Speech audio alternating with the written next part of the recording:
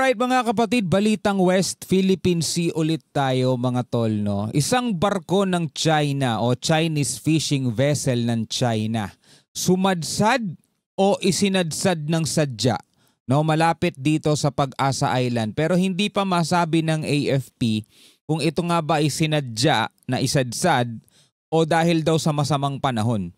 No, kung naaalala ninyo mga kapatid, ang gumawa niyan ay ang Pilipinas. Sinadya nating isadsad na yung BRP Sierra Madre doon sa may Ayungin Shoal para magsilbing ano na natin doon, no?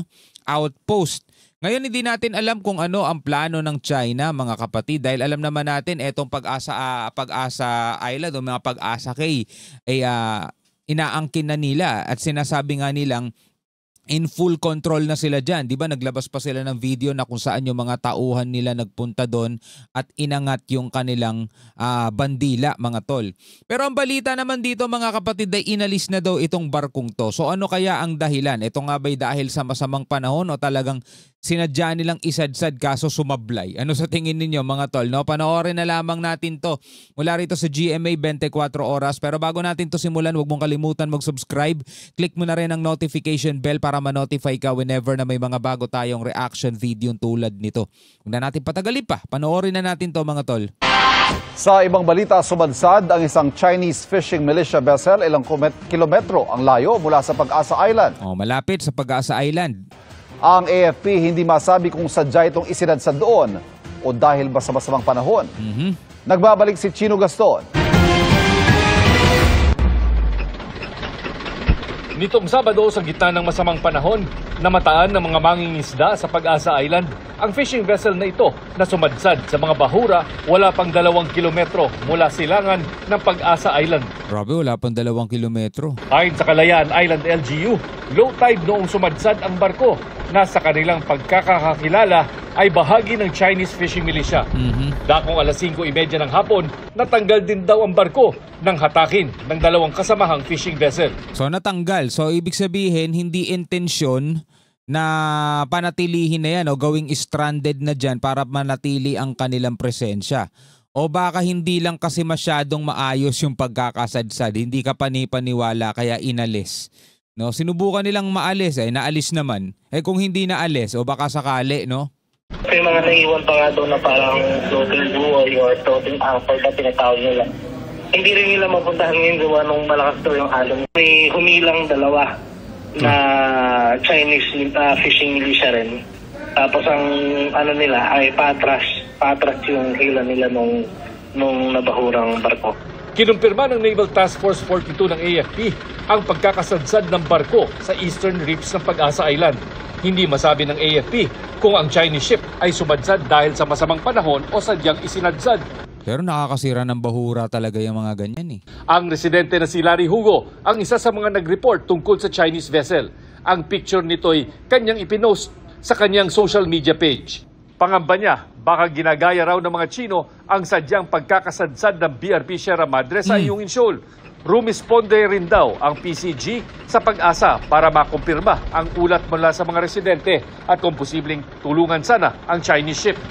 Na-report din po yan ng mga local fisher folks sa authorities. Pero hindi naalis naman kaya hindi ito katulad nung sa BRP Sierra Madre. At saka BRP Sierra Madre warship yun na isinadsad. Ito fishing vessel lang, no? Parang nga naman hindi masyadong kamuka. Siguro naman let's give them the benefit of the doubt, no? Wow. Siguro nga naman hindi naman talaga sinasadya ng China mga tol o ng barko ng China na isadsad etong kanilang barko. Baka sakali talagang alam mo yun, aksidente. Kasi inalis din naman nila Tuloy natin. So eventually may naging actions po ang ating Coast Guard, which is na pinuntahan po nila, nag-deploy po sila ng force sa nila para i-check. Nag-inspeksyon naman kahapon sa Balabac, Palawan si Defense Secretary Gilbert Teodoro para sa planong pagtatayo roon ng airbase at naval station. Recognized international sea lane dito. So minsan dumadaan talaga dito ang mga Chinese vessels. Doon yan sa dulo ng Palawan mga tol. Doon ata nila balak magtayo ng military base. Yun doon sa may pinakadulo ng Palawan yun, sa may Balabac. At ito, pag hindi nadama or hindi nagkaroon ng presence dito, napakadali na abusuhin ng foreign influence and other inappropriate and illegal activities dito. Pwedeng sakupin ng Isa iba. ang balabak sa mga lokasyon para sa EDCA o Enhanced Defense Cooperation Agreement ng Pilipinas at Amerika, kung saan bibigyan ng access ang mga Amerikano sa mga base militar sa Pilipinas para sa pagsasanay at sa humanitarian and disaster relief effort. Ang Reciprocal Access Agreement naman sa pagitan ng Japan at Pilipinas lusot na sa National Diet o Parliament ng Japan. Maraming tumutol dyan eh. Lalo-lalo na yung isang kongresista, mga tol, na tumakbong senator kaso hindi nanalo eh. Tumututol sila dyan kasi nga wag daw nating kalimutan yung ginawa ng Japan sa ating bansa at saka yung mga ginawang comfort women, di ba mga tol? Well, tapos na kasi yung pangyayari yun. Di naman sa inaano natin mga tol, no? Yung mga pangyayaring yun kasi hindi na rin makakatulong sa panahon natin ngayon kung patuloy nating lilingunin. Oo, kailangan managot, kailangan pagbayaran, pero wala nang kinalaman kasi yung panahon ngayon eh. Lalo-lalo na yung mga tao ngayon. Siguro nga yung ibang gumawa ng kasamaan dito sa Pilipinas, mga tol, talagang matatanda ng halos yun, hindi na makakilos, no? So hindi na dapat natin dapat idama yung makabagong henerasyon no? At saka hindi kasi makakatulong sa pag-usad ng Pilipinas yung kung lagi tayo nakakapit sa nakaraan no? So eto tama to mga tol kasi ang Japan meron tayong same-minded na nangyayari din mga kapatid kasi sa kanila yung ginagawa ng China sa atin. Sila man din ay inaangkinan ng ng mga teritoryo ng China. Sa ilalim ng RAA, papayagan ang pagpapadala ng mga sundalong Hapon sa Pilipinas at mga sundalong Pilipino sa Japan para sa joint military drills.